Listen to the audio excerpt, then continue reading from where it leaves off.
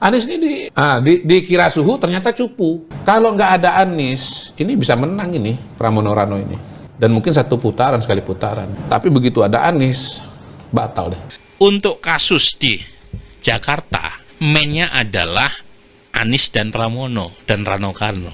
Message-nya adalah partai Kimplas yang mendukung Ridwan Kamil yang ngadat itu. Nggak perlu ada Anies nongol, itu sudah ke situ pendukung Anies. Tapi begitu Anies nongol, minoritasnya kabur. Itu yang saya bilang, dikira suhu ternyata cupu itu. Dan ini adalah salah langkah besar. Faktor Anies netnya positif, lebih banyak yang datang ketimbang yang pergi. Artinya Pramono meskipun kehilangan sebagian pemilih non-muslimnya dapat limpahan pemilih muslim. Dan itu yang menjelaskan naik dari 43 ke 49 hingga 50%. Datangnya Anies ini nggak menambah suara, malah menghilangkan suara kelompok minoritas. Anak abah udah di situ, anak abah yang di PKS sudah di situ. Tetapi yang kalangan minoritas ini lari semua, kabur nih. Begitu ada Anies, wah ada Anies, hantu, the specter of Anies. Kabur mereka. Ya. Gitu. Nah, apakah PKS tidak menakutkan juga bagi mereka? Tapi lebih menakutkan Anies. Anies is the bigger hantu. Saya ini hanya bagian kecil dari sebuah kemenangannya Mas Pram.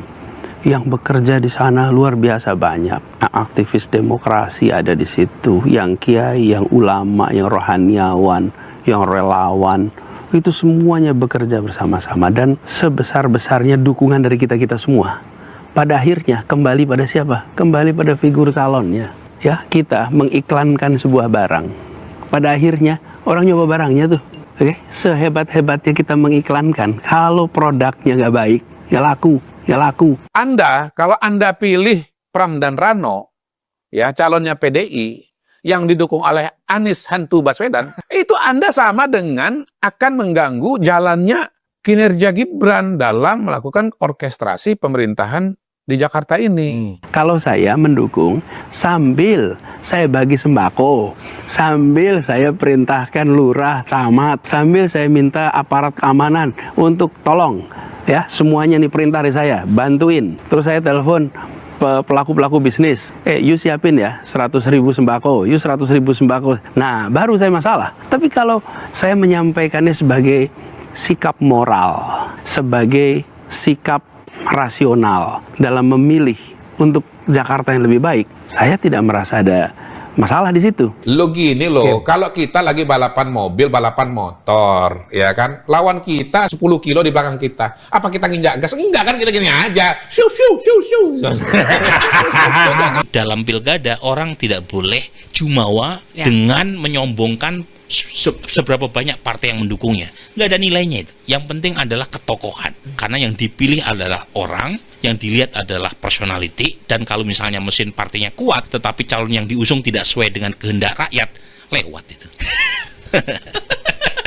Kalau saya ada di sana ya, saya itu ngapain masukin Anies? Ini overkill ini. Soal Anies ini, kartu Anies ini, dikira suhu ternyata cukup. Ini faktor Anies. Jadi Anies kan melakukan hal yang serupa dilakukan oleh Pak Jokowi di Jawa Tengah.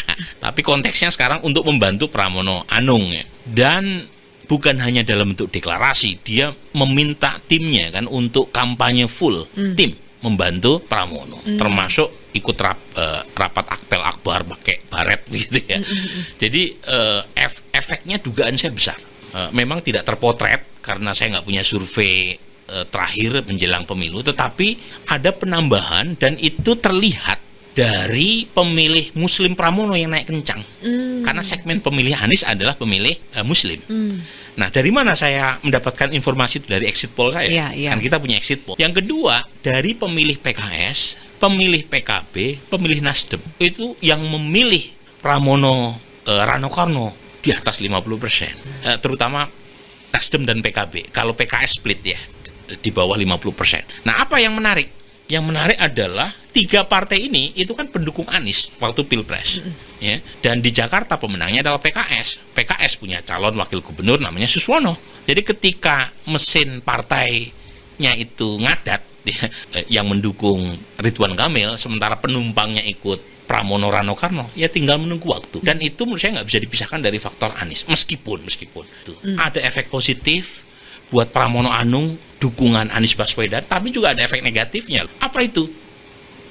pemilih non-muslim Pramono sebelum Anies deklarasi dengan setelah Anies deklarasi mendukung Pramono itu menurun. Jadi ada penurunan segmen pemilih non-muslim Pramono. Kita tahu PD Perjuangan kan basisnya salah satunya adalah non-muslim. Ya. Sebelum deklarasi Anies itu kisaran 70% lebih pemilih non-muslim yang memilih Pramono. Tetapi setelah deklarasi menurun. Masih mayoritas pemilih non-muslim yang memilih Pramono, tetapi ada penurunan yang cukup tajam ya. Meskipun masih mayoritas ya. Dan kalau dihitung antara yang datang dan pergi, lebih banyak yang datang atau pergi. Netnya positif atau negatif?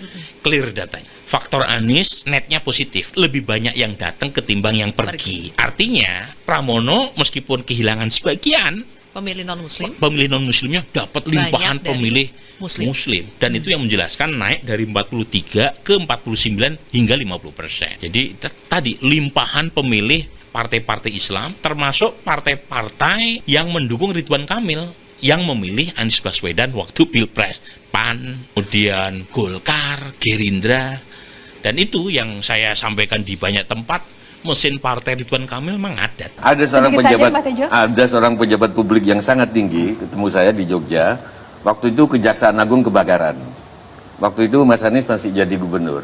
Saya tanya, gimana Pak kebakaran di Kejaksaan? Sudah diselesaikan dengan Anies dengan kata-kata. Ya kan ya? Ini gimana? Skill kata-kata. Oke, Memang betul sedikit kata-kata. saja Mas Anies boleh. Betul pakai kata-kata.